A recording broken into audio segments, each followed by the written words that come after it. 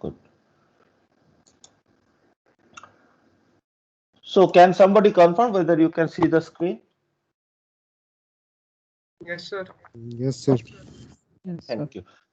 So we were discussing about turboprops in the previous class. We have just started and we have gone through some of the basic discussions why turboprops are required. So what we have discussed is that turboprops are very efficient at lower velocities. So in aviation, low velocities means around say Mach 0.5, so 500 kilometer per hour, around that speed range. So which is very useful for short distances because you cannot accelerate to high velocity for in a short distance if you want to keep the acceleration to a tolerable value. So in that case, if you even if you have turbofans or turbojets which have higher speed capability, you cannot accelerate it to the top speed. And if you operate them at lower speed, your propulsive efficiency is lower, obviously.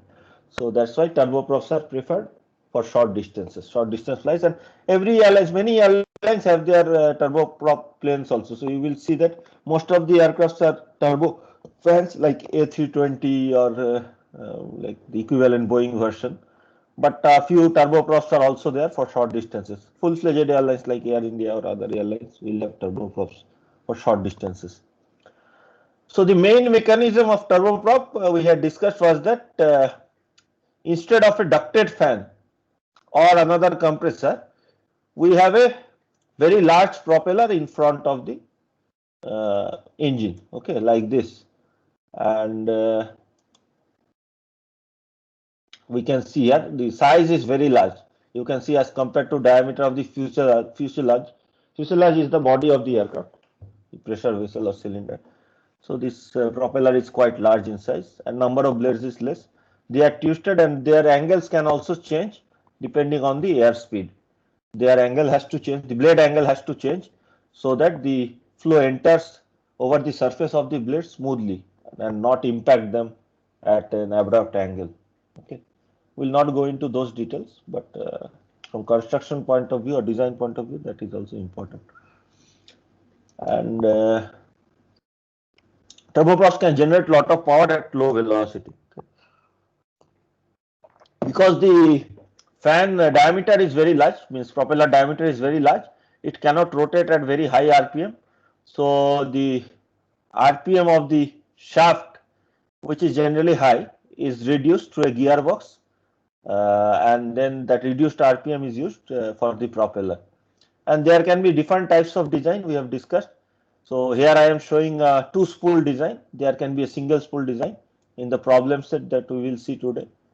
There is a single spool design where a single turbine runs a compressor and a propeller. While doing this derivation, we will just see another type of design, the two spool design, where the high pressure turbine runs the compressor and low pressure turbine runs the propeller. Okay. And we are going through this part. So what I had mentioned is that the mass flow rate cannot be exactly calculated through the propeller. It is difficult because it is not ducted. Not ducted means there is no casing around this. Okay, so the velocity or flow around it is somewhat random. Means you cannot. It's not like flow through a cylinder or of same pattern. Around the edges also the flow has different behavior. Okay, the tip velocities are very near to, it's kept below sonic velocity but very near to sonic velocity. So the main uh, understanding here is that main thing here is that the mass flow rate, because the mass flow rate cannot be assumed correctly through the propeller, it is typically very high, means as compared to say the mass flow rate going through the compressor, it may be 50 to 100 times more, which means bypass ratio is about 50 to 100. But because we cannot exactly calculate what is the mass flow rate, we cannot also calculate what is the actual power that is generated by the, or that is required by the propeller, or that is being used for propelling the aircraft forward. Directly, we can calculate it indirectly as we will see later, but directly based on m dot Cp delta T we cannot calculate. Okay. As a result, the work output from the turbine, low pressure turbine in this case, which is running this propeller, also cannot be directly calculated because we don't know what is the work input for the propeller. We cannot exactly calculate what is the work output from the turbine. Okay.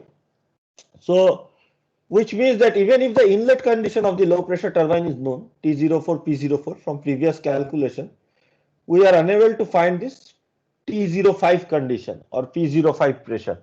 Okay, so temperature and pressure at this point we cannot directly find. What is known is what is the exit condition. Okay, so for turboprops, the expansion in the nozzle is very less. So the velocity is not sonic at the end of the nozzle. It means that nozzle is not choked. Pressure ratio generally it is designed in such a way so that the pressure ratio is very less across the nozzle, and thrust also is very less across the nozzle. Most of the thrust, almost entire thrust is generated by the propeller. Okay, so because of that, we know that as this nozzle exit is not choked, pressure at this point is known. P6 is equal to PA. Okay, so we know that the pressure at this point, what is the pressure? So the total enthalpy drop starting from the end of the high pressure turbine to the end of the nozzle. So the combined enthalpy drop of the low pressure turbine and the nozzle is actually known to us, means the isentropic enthalpy drop, which is equal to this. If I draw this line from the 0.4 point, which is the exit of the high pressure turbine, and draw it straight down vertically, and it intersects somewhere here on the constant pressure line P6 equal to PA, this entire Cp into delta T is the total enthalpy drop, is the enthalpy drop that is available for expansion in the low pressure turbine plus the nozzle. The thing that we don't know is how this enthalpy drop is divided between the turbine and the nozzle. Okay, we know what is the total drop, but we don't know how it is divided, how much of it is actually going to the turbine and how much is going to the nozzle. That we don't know. However, the total one we can easily find out because we know both the pressures P04 and P6, P6 equal to P, and we know T04. So using isentropic relations, you can find out what is say this point, temperature at this point, and then the ideal enthalpy drop.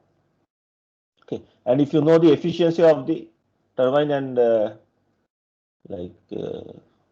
process, then you can find out what would have been the actual enthalpy drop if it was complete like a turbine process. So these things have been mentioned here.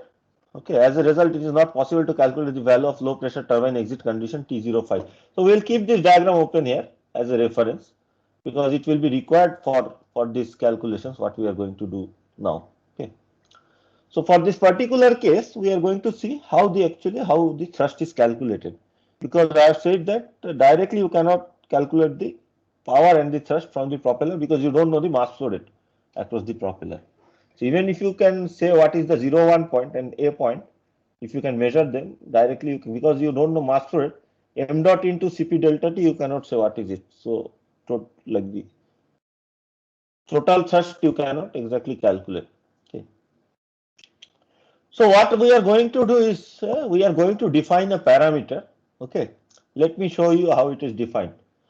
So say from this 0.4 point, okay, I hope you can see it. There is still some scope of increasing the size. Okay. So from this 0.4 point to the pressure P6. Okay. This part we consider separately. Let us consider it separately. So we have this P04 pressure line, constant pressure line. Then P05 constant pressure line. We don't know the location of this P05, but we have drawn it arbitrarily.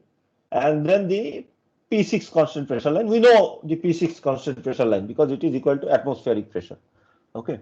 So these three lines, these pink lines are these three constant pressure lines. I will zoom somewhat here just to explain, and then again zoom back. So this 0.4 point is the entry to the low pressure turbine. Same 0.4 point that is present here. This is the 0.4 point. Then after the turbine process, we have the 0.5 point. So as I have said, we don't know exact location of 0.5. Okay. So it is on P05 line, but because we don't know what is P05, we don't know what is 0.5 point. But we know the turbine efficiency. Then from 0.5 to 6 is the expansion in the nozzle. Again, the inlet condition in the nozzle is not known, so we cannot calculate the thrust in the nozzle also. Sir, do we know 0.4 point? 0.4 we know. Why do we know 0.4? So how do we know 0.4? Sir, power of high pressure turbine and compressor are same. Is that same? Yes, yes. The high pressure Oh, turbine is running the compressor. Okay, for okay. this design, to spool design. As a result, we know that 0.4 point. And the mass flow rate also, you can, means if you assume that the mass flow rate through the inside section is m dot h, then in the turbine it is m dot h into 1 plus f. So you just cancel m dot h, m dot h. So Cp into T02 minus T01 is equal to 1 plus f Cp of gas into T04 minus T03 into transmission efficiency. Okay. That's why you can calculate from that equation what is T04. Similar to what we have done for turbofans or turbojets. Okay. 0.4 is known. So if you draw this vertical line and intersect it at P6, you will find, let us denote this point as 6SS. Okay. And the vertical line from 0.5, if it intersects at pressure P6, let us call it as 6S. Okay. So 0.5 to 6S is the isentropic process for the nozzle. Okay. Instead of the actual process 0.5 to 6. And 0.4 to 0.5S. Okay. 0.4 to 0.5S is the isentropic process for the turbine instead of the actual process. The actual process 0.4 to 0.5. And 0.4 to 6 SS is the isentropic enthalpy drop that is available between these two pressures, between pressure P04 and P6 if the inlet condition is temperature T04. Okay, so if the inlet temperature and pressure is P04 and T04 and the outlet pressure is P6, the isentropic enthalpy that is available for combined expansion in the turbine and nozzle is Cp into T04 minus T6SS. Okay, this is the vertical line 6SS. So we can calculate. So the main point here is that we know what is this enthalpy. So let us denote this as delta H. Okay, I will just again zoom out. Let us denote this as delta H. Delta H is the total enthalpy available in total means in isentropic form. Okay, isentropic enthalpy available for expansion in the nozzle plus the turbine. And we can calculate this value because we can calculate what is the point 6SS. How will we calculate this 6SS point? Because we know P04 and P6, we can write T04 by T6SS is equal to P04 by P6 to the power gamma G minus 1 by gamma G. Correct. And from that you can calculate what is 6SS point. Once you know that, delta H is nothing but Cp of gas into T04 minus T6SS. So delta H is known. Okay. So now we will denote a variable called alpha, which is the fraction of this delta H, which is being used for the turbine part. Okay. So from 0.4 to 0.5S, this distance we are going to denote as alpha into delta H. And the fraction 0.4 to 0.5S means H04 minus H05S by H04 minus H6SS. This is the definition of alpha. Alpha is the fraction of enthalpy drop available for low pressure turbine and nozzle, means out of the total enthalpy drop that is available for the turbine and nozzle, the amount of enthalpy drop that is being used by the low pressure turbine in the isentropic case, that is given by alpha into delta H. Okay, so the alpha into delta H I have shown here by this arrow is H04 minus H05S, or in terms of temperature you can write it as CpT04 minus CpT05S. Okay, this is alpha delta H, which means that T05S means Cp into T05S minus T6SS is 1 minus alpha into delta H. Okay, and alpha varies from 0 to 1. Okay, it's a fraction between 0 and 1. So again, I have written all this as P6 is known and equal to PA and P04 is known from high pressure turbine calculation. Yes, tell me. In actual, delta H would be less something, no? That's from this. Yes, we will come to that. Okay, this is the isentropic one, not the actual one. Okay, it's a good point and it is there in the calculations. Okay. Can we find that from efficiency of that low pressure Yes, turbine? yes. Efficiency is known. Okay, a given based on other like manufacturing or So if it's based on efficiency, it can be found, but we will see that we have to take some approximation, okay, for the nozzle. I will explain it. So as Sir, at P6, 0.5 to 6s, it is isentropic expansion in the nozzle, right? 0.5 to 6s, yes. So, sir, Yes. 6s pressure should be higher, right, than PA? 6s pressure is not higher. Why it Pressure should be is higher? same. Because it It's a is in the nozzle. nozzle is not choked in this case. Nozzle is not choked. Okay. Temperature is higher, but pressure is ambient pressure. Say you have a nozzle.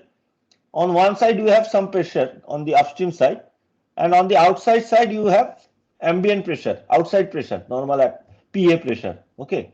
Now if the nozzle is choked, in that case P6 is higher than PA. If the nozzle is not choked, in that case P6 will be equal to PA, right? That for turbofan also we have seen one of the nozzles. Is it clear or are you still confused? Shall I repeat? Sir, like it is nozzle is just opposite of diffuser, right? Correct. So Yes. 6s and 6 should have the same temperature because 6s. we are not losing any heat because of friction. No. It is, see, this actual process is the actual, means whenever we are writing this 6s, okay, this is a how Actually, will sir, five on the right side 5 to 6s is actually no, greater than left side 5s to 6s let me due draw to it. Okay, pressure so curve convergence. no. Ujjwal's point I understand. I will just explain where is this confusion. Okay, the total energy is conserved, Ujjwal. The static energy or static enthalpy is changing. Okay, let me just show it to you.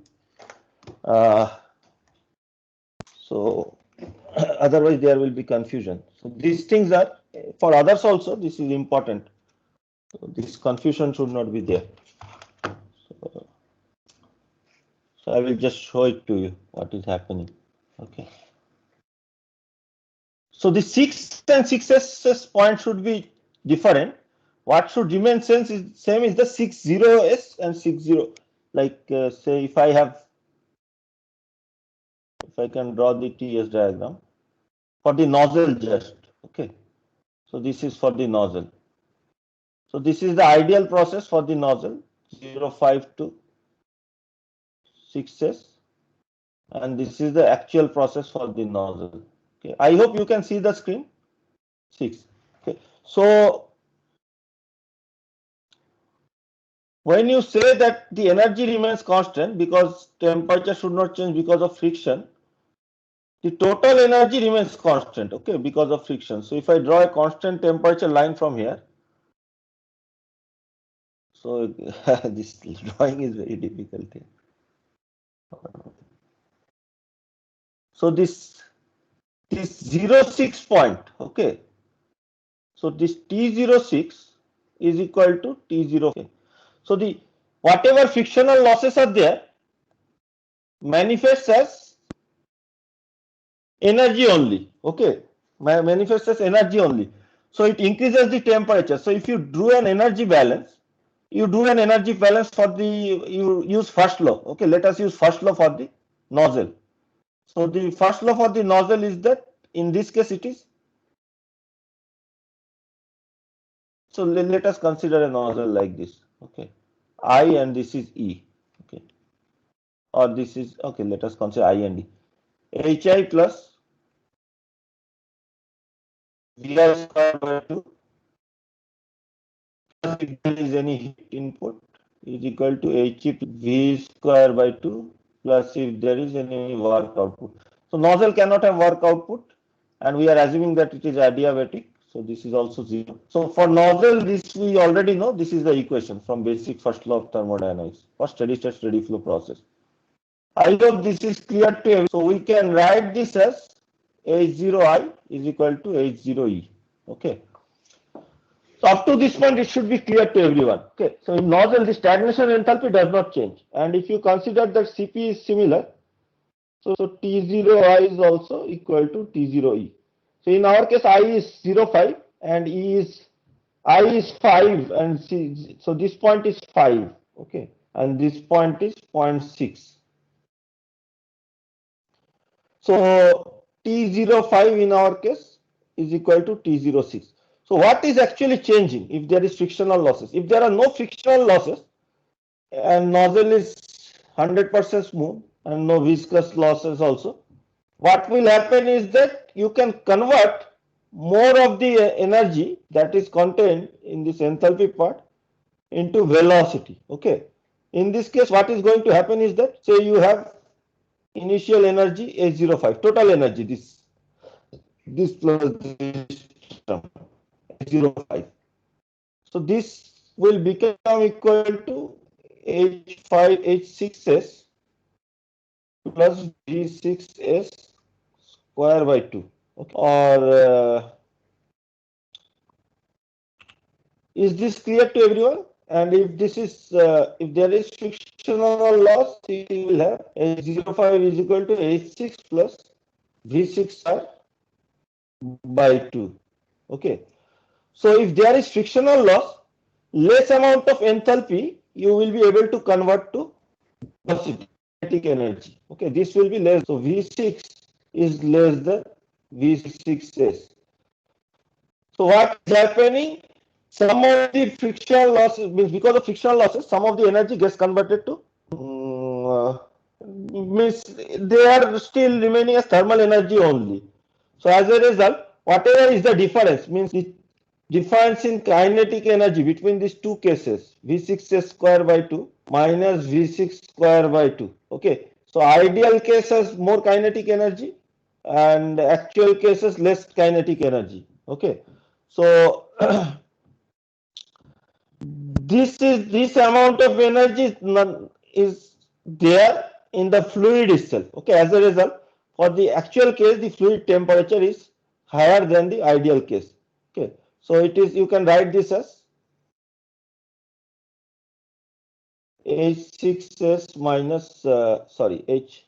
If you just rearrange this term, you will get H6 minus H6S is equal to this whatever I have written, or equal to Cp into T6 minus T6S is equal to this change in kinetic energy, means difference in kinetic energy between the ideal and actual case. And this is how nozzle efficiency is also defined.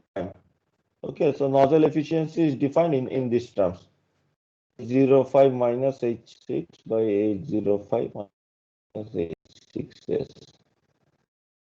So temperature at 6 will actually be higher than temperature at 6S.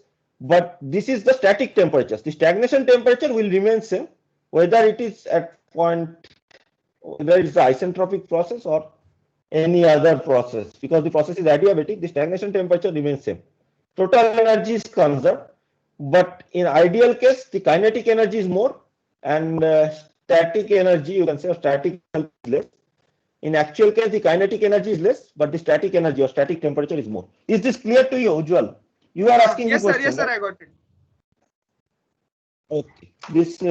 This should be clear for all the other like diffuser and everything also. Okay. Let us come back to this.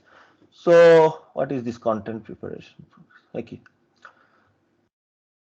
We have written what I have just discussed. As P6 is known and equal to P and P04 is known, delta H can be calculated, and we want to optimize the alpha value. If you don't know what is alpha, we can optimize the alpha value to get the maximum thrust. Okay, so we can try to find out at for what fraction, like if we divide 50% of the enthalpy for turbine and 50% for nozzle, is this better? Or if I have 80% if enthalpy for turbine and only 20% for nozzle, is that better in terms of thrust? So we can optimize that. Okay, if we don't know the value of alpha, and in this case we don't know. Okay, so let us try to do some calculation. Okay, keep this figure in, or let this also. This is very more important. Okay, let us keep this open. This is the same as the last part of this figure. Okay, but with more information. And we will keep referring to this. Sir, point 6 is at a static condition, sir. Yes. When we at the exit of the nozzle, we always write the static condition, right? Because we want to see what is the kinetic energy that is generated. Okay, yes. Corresponding stagnation condition will be where? At the same point, if I find the stagnation, what will be the stagnation enthalpy, stagnation pressure? Can you say? At the same point, like this is the nozzle exit point, right? So at this nozzle exit point, if I put a probe and find the static temperature is T6. At the same point, exactly the same point. What is the stagnation temperature and stagnation pressure? Static temperature, pressure, T6 and PC. Okay. Like 0.5. Temperature is 0.5. Yes. 6. And temperature will equal to 0.5, and then you have to find the pressure based on where is this point. Means yes. So above this point, and wherever it intersects this constant temperature will be the. So you can calculate what is T6 and what is T06. T06 is nothing but T05. Okay. And T6 can be calculated based on energy drop or efficiency, whatever is given to you. And once you know this, you can just draw this line on this line, and the constant pressure line passing through this is the pressure P06. So pressure actually drops in the nozzle because of friction. Total pressure drops, okay, but this temperature does not drop. Total pressure drops. That is also an important point. Okay. So let us try to calculate. Delta H is equal to CPG T04 minus T6SS. We will go slightly quickly. Okay, we are lagging somewhat today. Delta is CPG T04 minus T6SS. So T04 minus T6SS into CPG into 1 plus F. Why? Because per unit mass, if I just consider the mass flow rate through the compressor as m dot h, for the turbine it is m dot h into 1 plus F. Okay, so that 1 plus F terms. So per unit mass flow rate through the compressor, like we do for all the cases, the mass flow rate through the turbine is 1 plus F. Okay, because of fuel addition. So CPG T04 minus T6SS into 1 plus F is the delta H value. Okay. So this is equal to 1 plus F CPG. If you take T04 common, inside you will have 1 minus T6SS by T04, as I was describing. Okay. And you can write this T6SS by T04 as P6 by P04. So pressure P6 by P04 to the power gamma g minus 1 by gamma g. Where P6 is nothing but equal to PA. Okay, so pressure P6 is known. Okay, is equal to PA, and P04 is known from the inlet condition to the low pressure turbine, exit condition of the high pressure turbine. So up to that point, we know how to calculate. Up to this point, we know how to calculate. We have seen for turbofan or turbojet, same process can be used, right? Like equating the work to the compressor to find the pressure and temperature. So this entire value is known. 1 plus F. F is also known from the combustion calculation. It should be known. Cp of gas should be known to us. T04 will be known, and P6, P04 will be known. So we can calculate what is delta H. Okay, as all the values are known. Now let the isentropic enthalpy drop in the free turbine be delta FTS, delta H FTS. Okay, what is this delta H FTS? It is the isentropic enthalpy drop in the free turbine. Free turbine is the low pressure turbine. It is also called free turbine because it is not connected to the compressor. Okay, it is not used for running the compressor, so it is called free turbine. Any turbine which is not used for running the compressor is the free turbine. During industrial gas turbines also we had free turbines which used to run the generator, okay, not the compressor. Here it is a free turbine which runs the propeller. So isentropic enthalpy drop in the free turbine. Okay, what is the isentropic enthalpy drop? H04 to H05S. H04 to H05S. Okay, so a delta H FTS. Okay, free turbine isentropic drop. Delta H FTS is equal to H04 minus H05S, which we have already stated is equal to, by definition of alpha, it is equal to alpha into delta H. This we have already stated. Okay, this is how we have defined alpha. Now, if we know what is the if you know what is the efficiency of this free turbine, okay, let us call this isentropic efficiency as eta ft. So the actual enthalpy drop in the turbine is H04 minus H05. It should be equal to isentropic efficiency multiplied by the ideal enthalpy drop, right? So delta H ft, which is the actual enthalpy drop in the free turbine, delta H ft is nothing but H04 minus H05. Okay, so this is the actual enthalpy drop, H04 minus H05. This is equal to isentropic efficiency. Say if this is 0.9, 0.9 into H04 minus H05 is by definition of isentropic efficiency. So eta ft into this term we have already written as alpha. So delta H ft is equal to eta ft into alpha delta H. Okay, this is the actual enthalpy drop. Now, the work that is generated by this low pressure turbine, okay, per unit mass flow rate, let us call this work as W shaft. I will come to this expression, but per unit mass flow rate through the hot section, through the compressor, so per unit mass flow rate m dot H, the work that is generated by the turbine, let us call this as W shaft, okay, shaft work. This is equal to delta H ft, okay, Cp, which is equal to Cp T04 minus T05. So the enthalpy drop in this turbine multiplied by 1 plus F to take into account of fuel. Okay, so delta H ft into 1 plus F into transmission efficiency. So this actually is equal to the work that is available to run the propeller. Transmission efficiency into 1 plus F CPG T04 minus T05, where CPG T04 minus T05 we can write as delta H ft. Okay. So is up to this point, is it clear what is W shaft? It is the work that is available. Power work means power output, because it is in terms of per unit mass flow rate, we are calling it a specific work. Okay, so that is equal to eta m transmission efficiency into enthalpy drop into 1 plus F. Okay, so this amount of work is available where? Just before the, oh, I have missed, oh no, this is wrong diagram. So this is just available just before the gearbox. Okay, after the transmission, because of transmission efficiency, we have already incorporated that. So this is just before the gearbox. Now the gearbox also has some loss. So after the gearbox, slightly less work is available for the propeller, and then the work that is available to the propeller,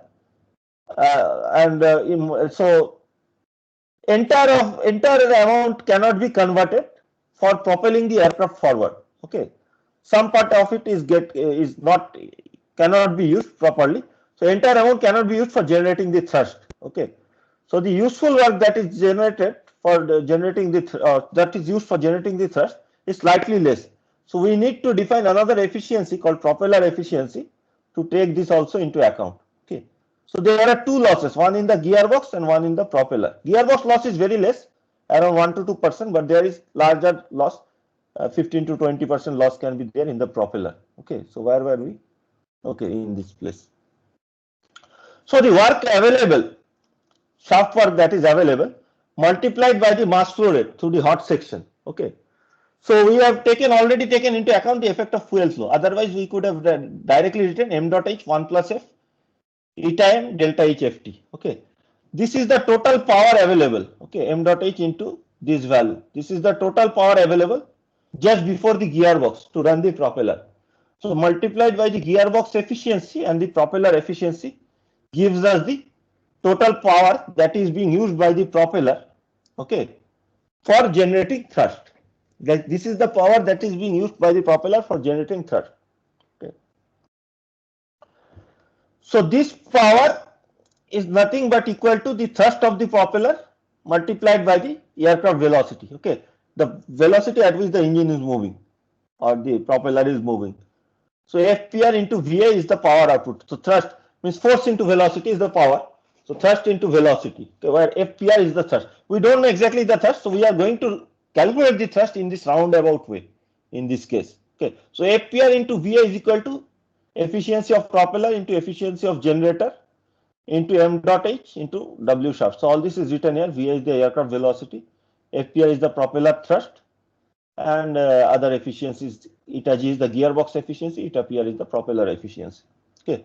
So the thrust that is generated by the propeller can now be written as eta PR, eta G, m dot h, W shaft by VA. Okay. Let us look at this parameter. So eta PR, eta G can be or it should be given parameters for the design. Okay. Based on manufacturing or other conditions, means CFD calculations. And m dot h also is the mass flow to the core section. Okay. Based on the designing of the core section. So should be a known parameter, or we can calculate per unit mass flow, then we will divide by m dot h as we will do later. Aircraft velocity is this is like the flight condition, like altitude and velocities we have discussed are flight condition. So again should be a given condition, and eta m, eta ft, eta m is the mechanical efficiency and isentropic efficiency of the free turbine. These are also known conditions. Alpha we don't know. Delta H we have already calculated based on known conditions. We know what is the value of delta H. Okay, so I have basically I have replaced this delta H ft by eta ft alpha delta H. Okay, delta H ft is equal to eta ft into alpha delta H. So that we have replaced here. So eta ft alpha delta H. Okay. So delta H we already know, and 1 plus f also is known from previous calculation. Only thing that is unknown is alpha. If alpha is supplied to you, so if you want to design a turboprop where you want to divide the enthalpy say by 80% in the turbine and 20% in the propeller in the nozzle, so then alpha is also known to you, and you can just find out the thrust from those calculations, like if you put the value of alpha. Otherwise alpha is the unknown. Okay, if you know what is alpha, or if you say that I want 90% enthalpy to be used for the propeller and only 10% in the nozzle, then alpha should be 0.9, and you can calculate what is the thrust from this calculation. Now let us look at the nozzle also, because nozzle is also generating some small amount of thrust. Okay, so for the nozzle we have to take some approximation. Okay, while calculating the velocity of the nozzle. Velocity we need to calculate to calculate the thrust. What is this approximation? So we are going to assume, which is actually not exactly true, but in this case for the simplistic calculation, means we are calculating analytically, right? We are not doing a numerical calculation or complete CFD calculation. So because of this analytical calculation, unless we take this assumption, we will not be able to do this analytical calculation. Okay, so we are going to assume that H05S minus H6SS is almost equal to H05 minus H6S.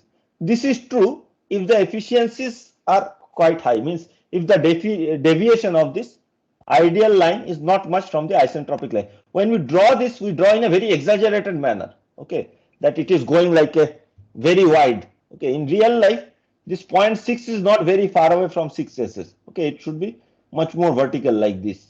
Okay, but we draw in a very exaggerated manner. Okay, in real life, it is not as exaggerated as we are drawing here. So in that case, it is reasonable to assume that it is almost equal, this H05S minus H6SS. So which means that Cp into T05S minus T6SS is almost equal to Cp into T05 minus T6S. Actually, you know that it is not true, right? Pressure lines are diverging for the between the same pressure. As much as you go towards the right hand side, what will happen to this drop of temperature? It will increase. It will increase. So in real life, T05 minus T6S should be slightly higher than T05S minus T6SS. But for the simplistic calculation, we will assume that they are equal. Okay, almost equal. Otherwise, we cannot do this analytical calculation. When we do actual problem solving, we can find out T6SS point and then the T05S and find out 05 and 6S, and actually we can calculate. In that case, we don't have to take this assumption. Okay, in many cases. But here for this analytical solution, we will take this assumption. So in that case, The ideal enthalpy drop, already we know what is the ideal enthalpy drop in the nozzle. It is H05 minus H6S. Okay. So we'll assume that this is equal to H05S minus H6SS, and H05S minus H6SS we can write as 1 minus alpha into delta H. That's why we have taken this assumption. Okay. That this distance we can write as 1 minus alpha into delta H. If alpha is known, we know what is already delta H, so we know this value. If alpha is unknown, so based on, if we can calculate the alpha later, we will be able to find out what is 1 minus alpha into delta H. So we will assume that the ideal enthalpy drop in the nozzle is 1 minus alpha into delta H. Okay. Multiplied by the nozzle efficiency, eta n will give you the actual enthalpy drop in the nozzle, as I have just written here. Okay. Just here I have written. So eta n into H05 minus H6S is equal to H05 minus H6. Okay. So actual enthalpy drop is equal to efficiency of the nozzle multiplied by the ideal enthalpy drop. Okay. So actual enthalpy drop is H05 minus H6, which is equal to, so what is the actual enthalpy drop? This is equal to nothing but V6 square by 2. Okay. Change in means the kinetic energy. So stagnation enthalpy at this point is H06. Okay, like we have drawn here. Stagnation is by H06. So H06 minus H6 is equal to V6 square by 2. Okay. Or we can write it as H05 minus H6 is equal to V6 square by 2. Okay. That is what we have written here. As you can see here, H05 minus H6 is equal to V6 square by 2. Okay. So same thing here. So actual enthalpy drop is V6 square by 2. Okay. So this is equal to eta n into 1 minus alpha delta H. Okay. So now we have written it in terms of known parameters, where if alpha is known, everything is known. If alpha is unknown, we have to find out the value of alpha. Okay. If alpha is specified, everything is known. So the nozzle thrust can be written as, say we denote is by Fn, m dot h into what is the velocity through the nozzle, 1 plus, what is the mass flow through the nozzle, m dot h into 1 plus f, into the velocity at the exit of the nozzle, V6. Okay. Minus inlet velocity, inlet drag is still there, inlet velocity at this point. Okay. So we will take, means total means inlet at the means original ambient inlet velocity. Okay. If that is the change in momentum that is occurring. So where is the diagram? Into m dot h into Va. Okay. So m dot h 1 plus f V6 minus m dot h Va. Okay. So you take m dot h common, you are left with 1 plus f V6 minus Va. Similar to whatever other engines we have studied till now, like turbojet or any nozzle. This is the expression we have used, right, for thrust. So in this case, we are going to replace this V6 by this expression of V6. So V6 is nothing but root over 2 eta n 1 minus alpha delta H. Okay.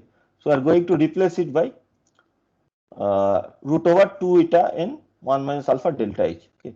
So this is the thrust generated by the nozzle, where all the parameters except alpha is known. Okay.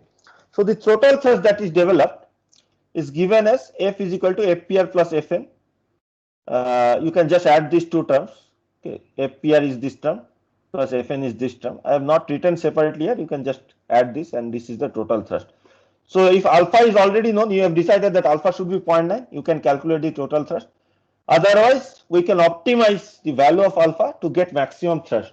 Okay. We can calculate, or we can try to find whether there exists any optimum value of alpha where we get maximum thrust or not. Okay. We can also define the specific thrust if we divide this total thrust by the mass flow through the hot section. So F by m dot h. So if you do that, you can write this expression as I as F by m dot h. So for this term, you just this m dot h will vanish. All the other terms are there. So eta pr, eta g, eta m, eta ft, 1 plus f alpha delta h by Va. And for this term also m dot h will vanish. Other terms are there. 1 plus f into root over 2 eta n 1 minus alpha delta h minus Va. So this is the expression for the thrust per unit mass flow through the hot section of the turboprop engine. Okay, this is the thrust developed. So if a value of alpha is given, you can calculate the thrust because all the other parameters should be design parameters.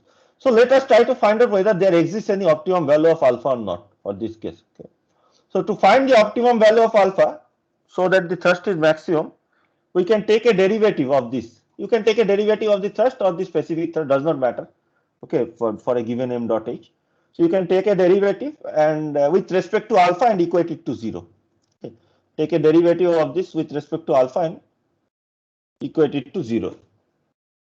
So if you take a derivative of this with respect to alpha, what is left? So this term only has alpha. So it what will be left is the other terms eta pr, eta g, eta m, eta ft by va into 1 plus f delta h. Okay, simple, straightforward.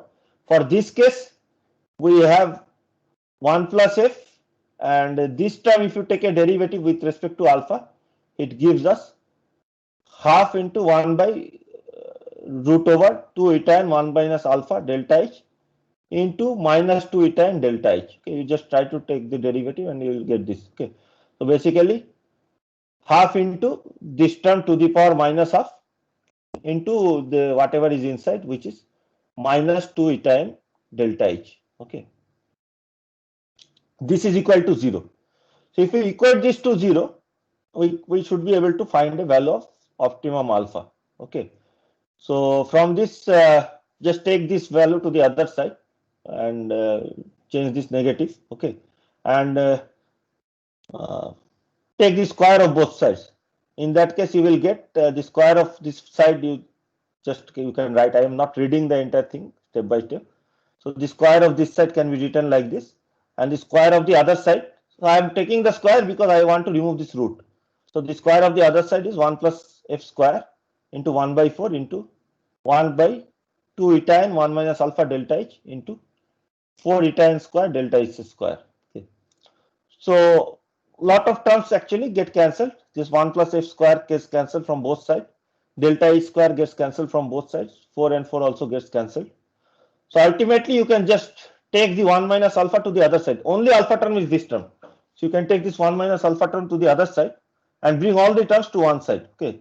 So you are left with this va square, so which will come to the other side on the numerator, into eta n square by eta n. So one term cancels, so you will be left with 1 eta n. Okay, so eta n va square divided by 2 delta h, and then this entire term.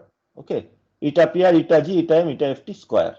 Okay, so which gives us an optimum value of alpha as 1 minus va square by 2 delta h, eta n by eta pr, eta g, eta m, eta ft square. Okay, so this is the optimum value of alpha. So this is assuming with that assumption. Okay, we have approximated somewhat. Okay, so not exactly the optimum value, but with that assumption, this is the analytical expression for the optimum value. Close enough value. Okay, will give us a close enough answer, and we could actually derive the optimum value of alpha, and we can see that how the alpha should be divided, means how the enthalpy drop should be divided to get the highest thrust. So if the aircraft velocity is higher, VA is higher, in that case alpha should be lower. Okay, so because you can generate accordingly, you can generate nozzle thrust. If the efficiency of the nozzle is higher also, alpha should be lower, so that more energy drop is available for the nozzle. If the nozzle efficiency is lower, it is obvious that nozzle efficiency is lower, you want less expansion in the nozzle and more in the propeller. If nozzle efficiency is lower, alpha should be higher, more enthalpy should be passed to the turbine and to the propeller. Okay, similarly for the propeller, whatever affects the propeller, like propeller efficiency, gearbox efficiency, turbine efficiency, mechanical efficiency, all this, if they are actually high, it means that we have a more efficient process, and in this case, if they are high, value of alpha should be high, which we are getting from the equation. Okay, value of alpha should be high, and which is what we are getting, right? So value of alpha is higher, it means that more amount of energy should be passed to the turbine and propeller. Okay, and if this efficiencies are lower, it means that the propeller is not very efficient in generating thrust.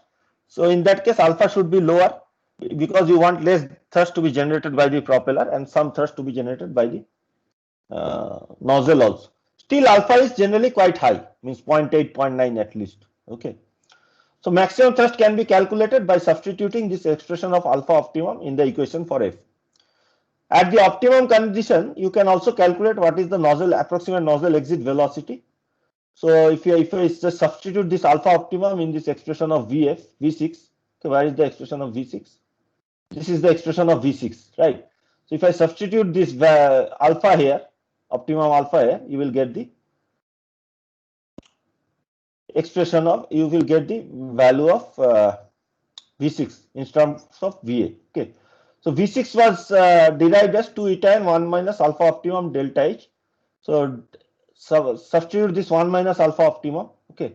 So 1 minus alpha optimum is this value. So if you substitute this, ultimately you will see that we are left with V6 equal to an elegant expression, eta n divided by eta PR, eta G, eta M, eta FT into VA. Okay. So in terms of aircraft velocity, typically this denominator will be much lower. Okay. Much lower than eta n.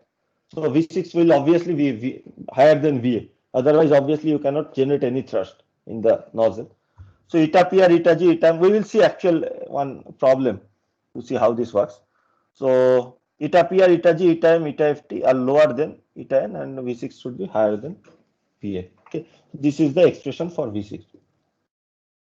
So by knowing delta H and delta alpha optimum, so once you know what is alpha optimum, you can also calculate what is this 0.05s, and from efficiency you can find out what is T05.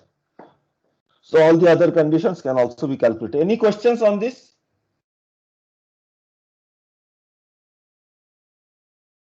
Or is it clear? Note is already uploaded. Previous day only we have uploaded the note in the portal. Okay. So quickly I will just go through this problem. I am not going to take attendance today, as I have said, because of my fault.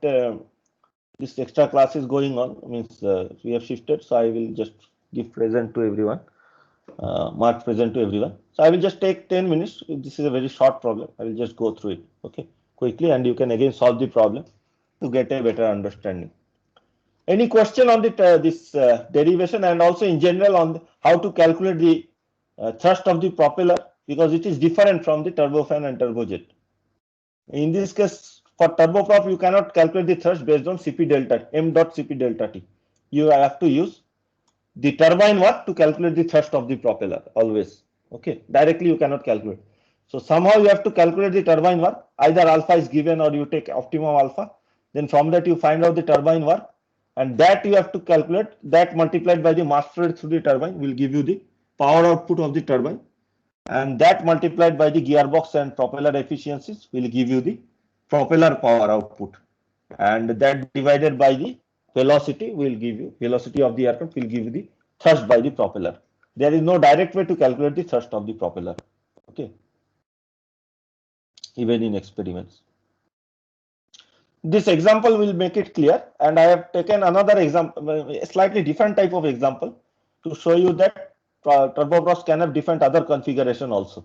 Okay, so instead of this two spool system that we have seen here, I have taken a single spool system, but whatever we have discussed still holds true. Okay. So a single spool turboprop engine is tested at sea level static condition. The following data is known. Am I still audible to you guys? Yes, sir. Yes, sir. We'll quickly just.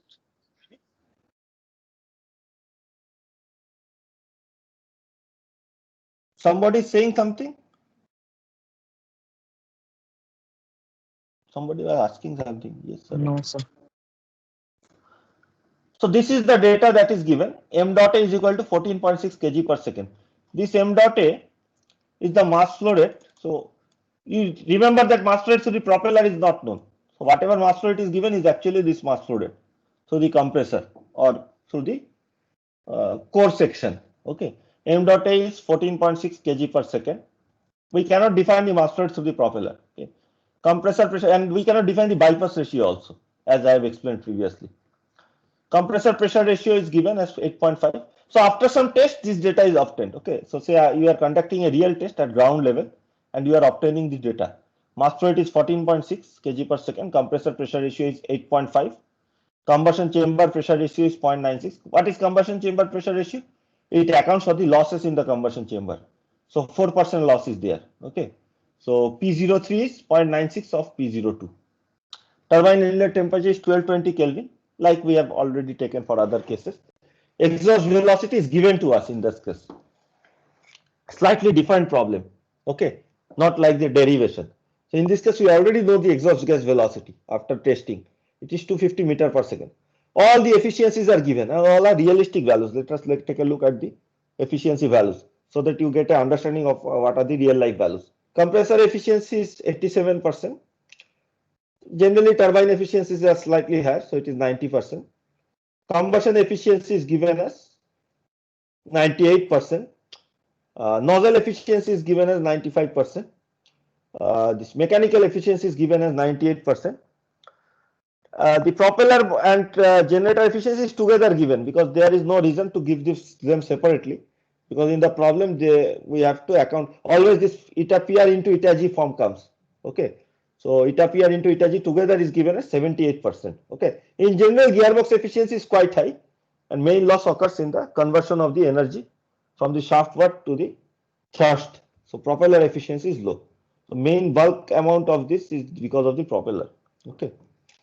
Then for this particular problem, because it is based on experimental data,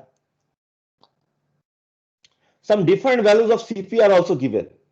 Means we cannot assume that values which generally take 1.005 and 1.148. Actual values are given to you based on experiment. So CP of through the compressor is 1.01. CP after the combustion chamber is given as 1.13 kilojoule per kg Kelvin. Okay, so if I have taken this from one of the books, so it is written as CPCC, but our notation we are using CP of B for the combustion burning efficiency. So similarly, I have denoted it as CPB. Okay, as 1.13 kilojoule per kg Kelvin, and turbine after the turbine or in the turbine, the CP value is 1.14 kilojoule per kg Kelvin. So both the for the single turbine, because it's a single spool turboprop. Okay, let me open the diagram, otherwise you will get confused.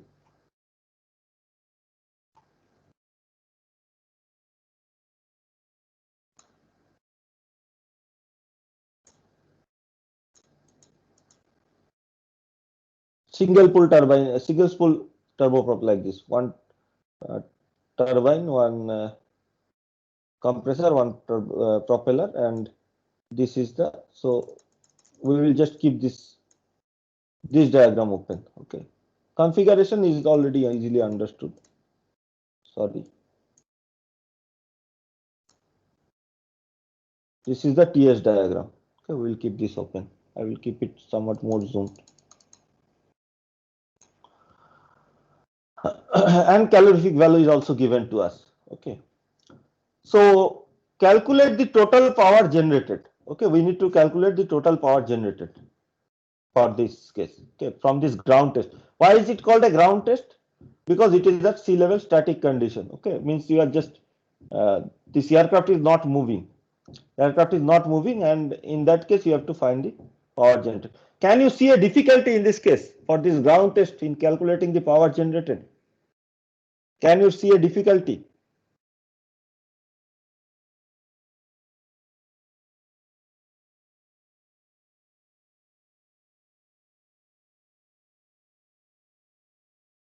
Power generated by the propeller can be calculated based on the turbine power, means work output from the turbine.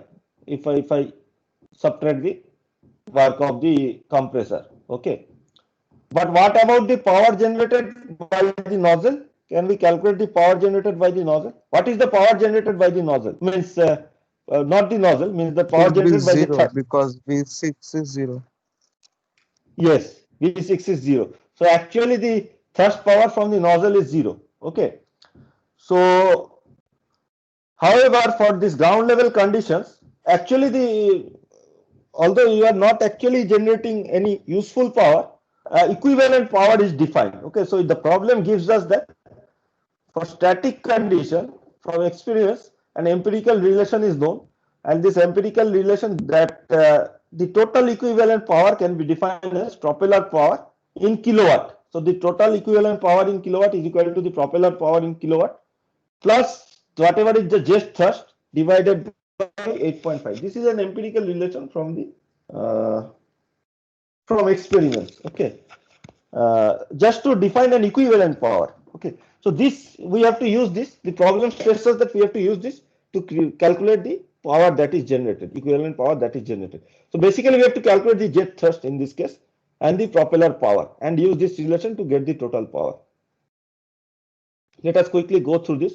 Okay, so outside condition is A before the compressor 01. Okay, not much change is occurring from A to 01. In this case, actually no change is occurring because propeller is in static. The VA is actually there is no static velocity, and we will assume that whatever change is occurring through this, not much contribution is there at the inlet. Okay, so V01 or T01 we will take equal to TA, static ambient condition. Static conditions are also not given, so we'll assume standard conditions. Standard sea level conditions are 15 degrees centigrade, which is 288 Kelvin. So this is like an actual design problem because a lot of conditions are not given. We have to take those conditions. And P01 is equal to PA, which is 1 bar. We are taking it as 1 bar. Static sea level conditions. Okay, standard sea level conditions. Sorry. So T01, P01 is defined, and the outlet from the compressor is say T02 and P02. Inlet to the turbine is T03, P03. Inlet condition temperature of the turbine is given, okay, as 1220 Kelvin or something like that. And at the exit of the turbine, it is 04. Okay, we don't know this value. And 05 is the 5 is the exit condition. Okay, 5 is the exit condition. Velocity is known at the exit. Okay, and pressure is known. Pressure should be equal to ambient pressure for a turboprop. Temperature we don't know. So for the compressor we can let me just quickly go through this test. Compressor P02 by P01 is given to us, pressure ratio. So we can find out what is P02, which is 8.5 bar. Okay. Now using the isentropic relation, you have already used this multiple times, starting from industrial turbines. So same equation you can use. Efficiency is T02S minus T01 by T02 minus T01.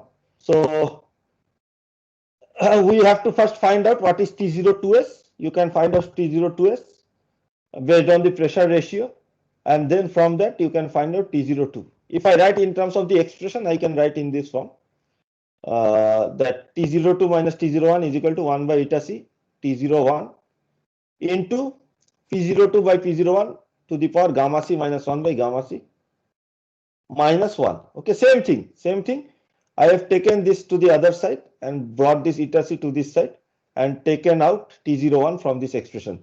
So in the bracket you are left with T02S by T01 minus 1. Okay, and T02S by T01 is nothing but pressure ratio to the power gamma minus 1 by gamma. So because here gamma is also not given, and we cannot assume the actual gamma because Cp is given to us, we will calculate the gamma.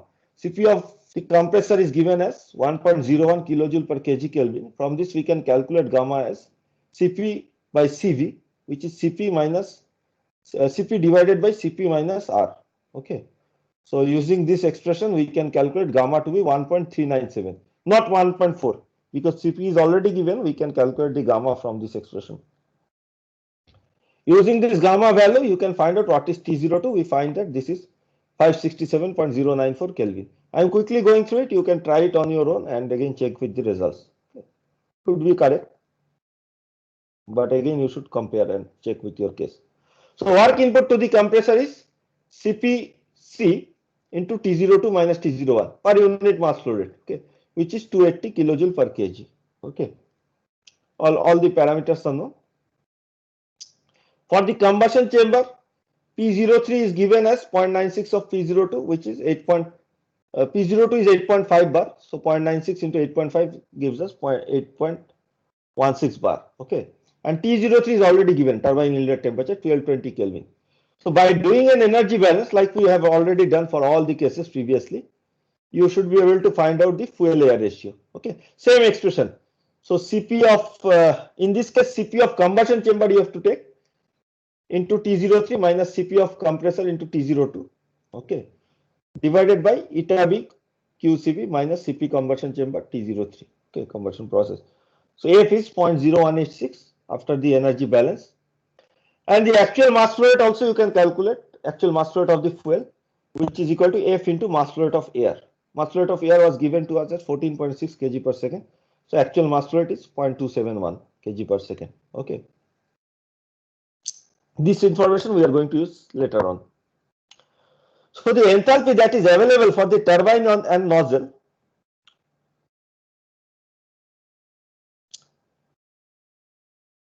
entire turbine means including the compressor work is T03 minus CPT into T03 minus T5SS. Okay, CPT into T03 minus T5SS. This line. Okay. And some part of it is being used by the turbine, and from the turbine again some part is used for the compressor. Okay. So delta H is equal to CPT. If you take T03 common, 1 minus T5SS minus T5SS divided by T03. So T5SS divided by T03 is P5 by P03. I will assume that the gamma is same as the gamma for the hot section, means for the nozzle, and for the turbine the gamma is same. So gamma T minus 1 by gamma T. Okay, because no separate gamma is given for the nozzle. So I will assume that this is the gamma, and we will calculate the gamma again based on the Cp value. Cp of turbine is given as 1.14, so gamma is equal to Cpt by Cpt minus R, which is 1.366. Okay, we will take this gamma, and P5 is known to P03 is known to us, which is we have just calculated here 8.16, and P5 is equal to the ambient pressure 1 bar. Okay, so this ratio is known to us. So 1 minus this ratio to the power gamma T minus 1 by gamma T is known to us. CPT is given, T03 is known. So we can calculate delta H. Delta H is 571.3 kilojoule per kg. Okay. Let H03 minus H4S is alpha into delta H. Okay. We are not going to calculate optimum alpha delta H. Okay, because this compressor work is involved. But let this be alpha into delta H. Okay, H03 minus H4S. So the part that is available for the nozzle is approximately H04 minus H04S minus H5SS, which we will write as 1 minus alpha into delta H, ideal part, multiplied by the nozzle efficiency will give us the actual enthalpy drop in the nozzle. Okay, so eta n 1 minus alpha into delta H is equal to approximately is equal to V5 square by 2. Okay, like we have done for the derivation. So in this case, we already know what is V5. Okay, we know what is delta H, and alpha only we don't know. We know what is eta n also given to us. Okay, so we can calculate the alpha from here. Alpha is approximately equal to 1 minus V5 square by 2 eta n delta H. Okay, you replace the value, V5 is 250. All the other values are known. Okay, be careful while replacing delta H. You have to, because this is in terms of velocity here.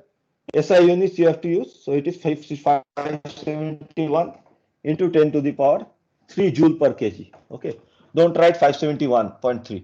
571.3 into 10 to the power 3 joule per kg. So this will give alpha equal to 0.9424, which means that the compressor and the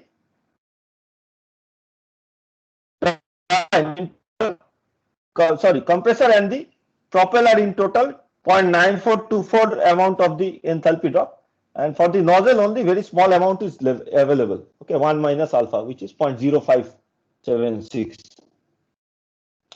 So the turbine work output can be written as alpha into delta H, right, into eta n. eta T, sorry, efficiency of the turbine. So eta T into alpha into delta H into, because of this additional fuel flow rate, we take the mass flow rate through the turbine as 1 plus F. Okay. So eta T, alpha delta H, 1 plus. So all the parameters here are known. Alpha has been calculated, eta T we already know, delta H we have calculated, 1 plus F we have calculated. Okay. So turbine work output can be calculated as 493.57 kilojoule per kg. This is the total turbine work output. So some part is used for running the compressor and rest of it is used for running the propeller. Okay. So the power that is available for the propeller is known as the shaft power. Okay. Just before the gearbox, this power is known as the shaft power. This is equal to the work that is transmitted by the turbine, eta m into turbine work. This is transmitted to the turbine. Okay. This is transmitted from the turbine to the compressor plus the propeller. So some part of it is taken by the compressor. So eta m Wt minus Wc, work input to the compressor, will give us the specific work input that is passed to the propeller. So multiplied by the mass flow rate will give us the actual power available for the propeller. Is this clear, this equation? Eta m into Yes, sir. delta T is the power or work output that is available at this point. If you subtract the compressor work, you are left with the work that is available at this point multiplied by the mass flow rate will give you the power that is available at this point. So this multiplied by the gearbox and propeller efficiency will give you the propeller power. Okay. So multiplied by the gearbox and propeller efficiency, which we have together taken as 0.78, gives us propeller power. It is calculated as 2319.68 kilowatt. Okay. Propeller power, we have already discussed that propeller power can be calculated based on turbine work output. So here we have seen how it can be done in real life. We have to also calculate the jet thrust. So jet thrust in this case is m dot a 1 plus a V5 minus m dot a VA. VA is 0 because it is static condition. So m dot a 1 plus F V5. Okay, V5 is given to us 250 meter per second. F we have calculated and m dot a also is given to us. Okay, 14.6. So based on that, you can calculate jet thrust as 3717.8 Newton. So using the empirical relation given to us, using the What is the empirical jet thrust, sir?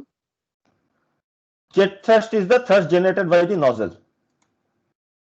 Okay, so if you go back to the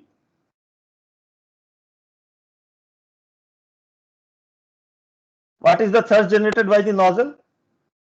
M dot H into 1 plus F V6 minus VA, right? In general, are you Yes. clear about? Okay, so in this case, what is VA? Ambient velocity means air velocity. Zero. It is 0. So the jet thrust is m dot H 1 plus F V6, right? Exit velocity of the nozzle.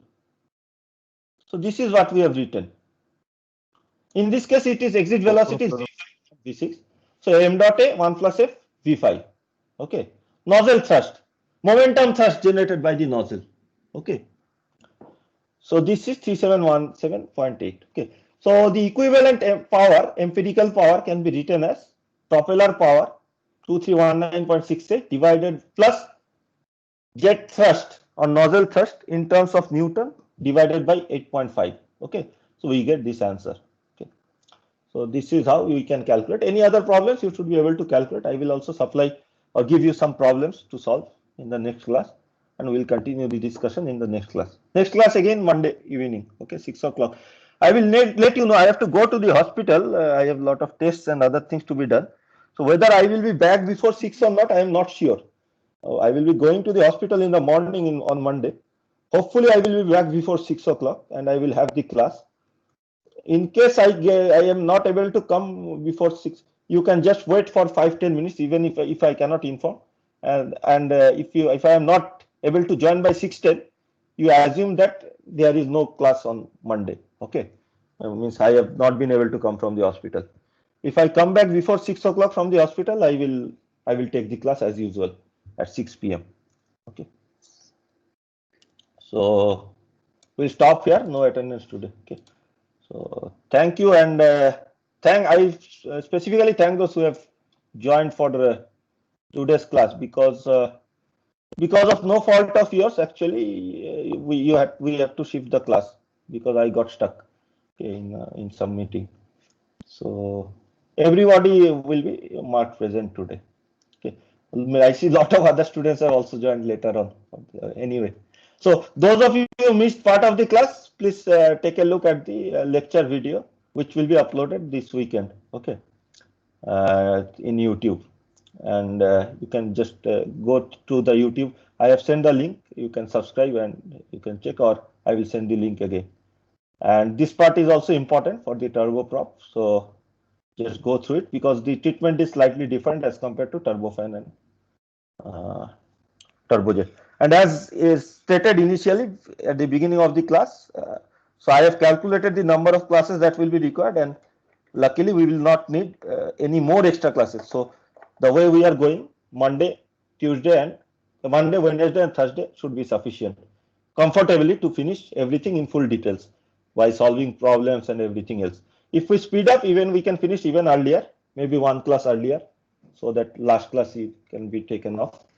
Otherwise, we can comfortably finish. Okay. Any other questions? I will give you an assignment, programming assignment. One problem set is uploaded, another problem set I will upload. Four more problem sets are there. Okay, because a lot of parts are there in the second half. And I will give you some problems to solve also. But that is not part of the assignment, means that will not be evaluated. So I will give you a programming assignment that you have to submit. Okay, on the turbofan part, on drawing the turbofan characteristics. That I will upload in the weekend, the exact question and what you have to submit. Any other questions? Any questions related No, to sir. any? Okay, thank you. Okay, we will meet on Thanks. Monday. Hopefully on Monday. You wait for 10 minutes. If I don't join by 16, you assume that I have not come back from the hospital. Then there won't be any class on Monday. Okay. If I am unable, I don't know whether I will be able to inform you from there or not. Okay. So, okay. Thanks. Thank you, sir.